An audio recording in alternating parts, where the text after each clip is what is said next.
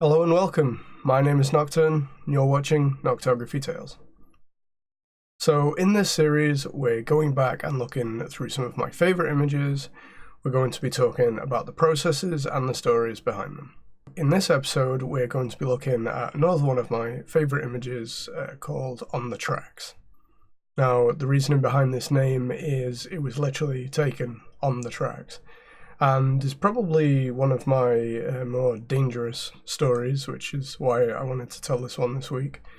And this is going to be a shorter episode, so I'm going to be running through the story and the process at the same time because they're quite interlinked.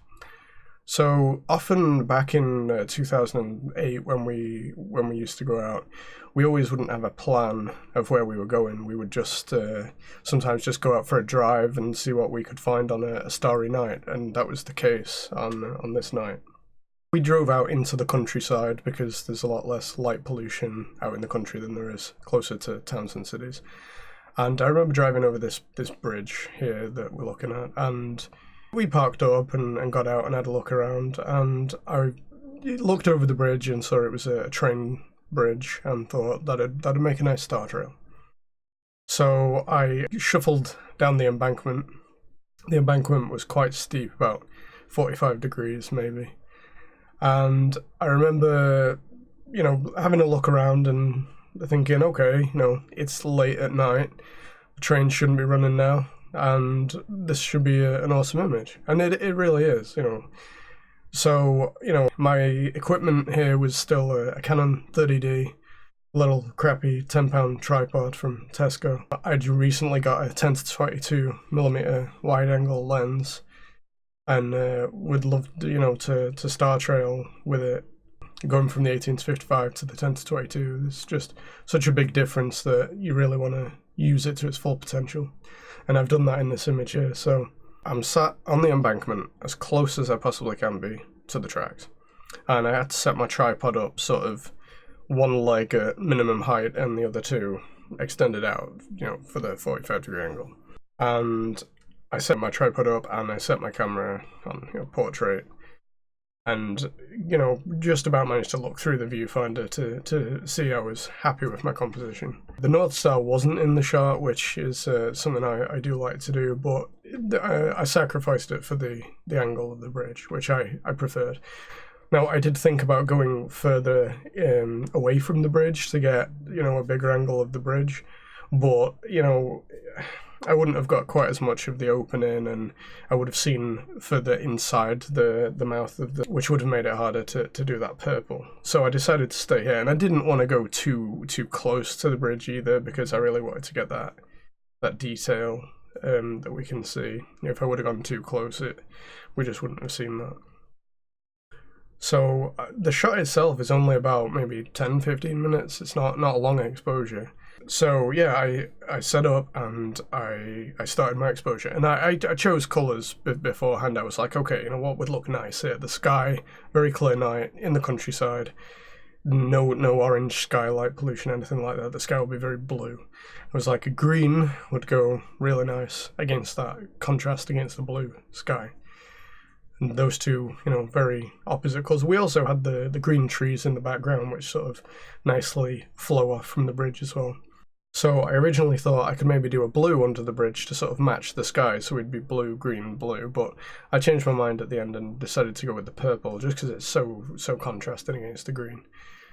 And then obviously the ground is like gravel, stone, and the thing I like about this is the lights from the trains like separate the amount of vibrant colour from the dull floor.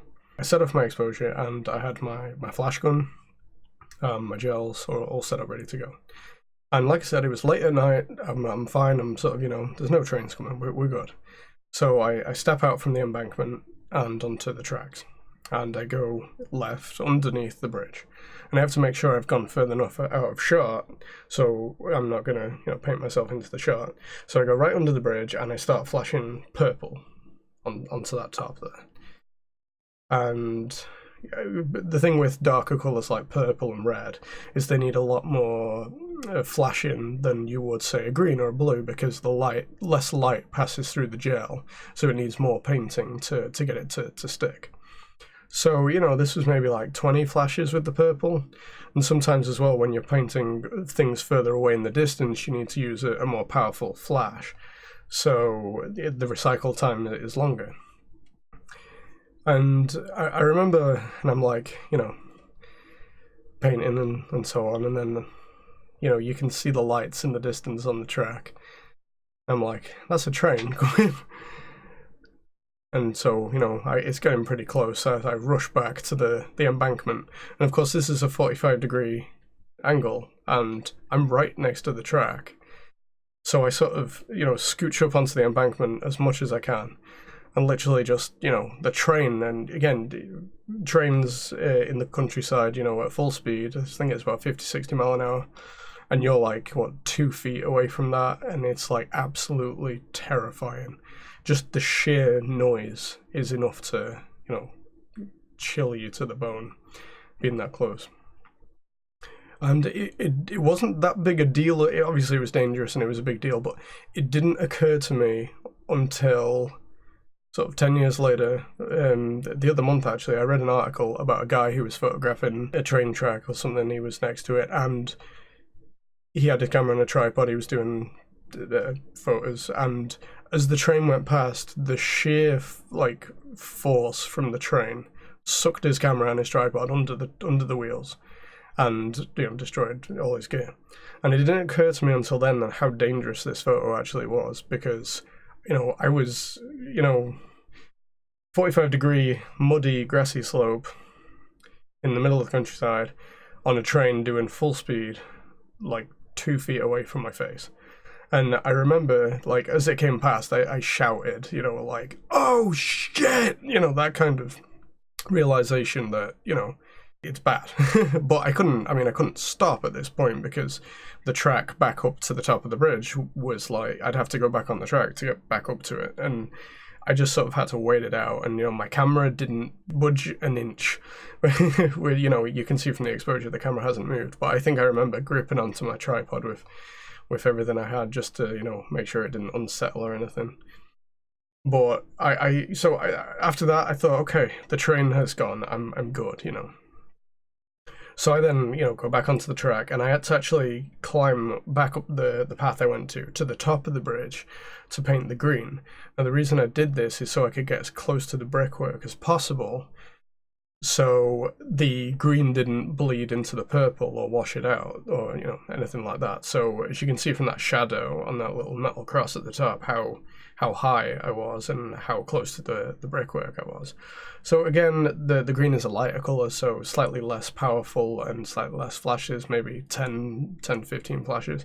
And you can just about see near the end of the bridge where it's starting to wash out, just because it didn't, the light didn't quite reach all the way. But if I would have carried on, I would have blown out the detail and hotspots in the foreground. So I decided to do that. Once I'd flashed that, I was like, okay, I'll go back to my tripod and I will wait for the exposure to finish and the exposure, and then I can go. So I went back to my tripod, I sat back down on the embankment, and then in the Star Trail, maybe another 2 trains came past. And what it was because it was nighttime, all the trains had clocked off for the night and they were all returning to their stations.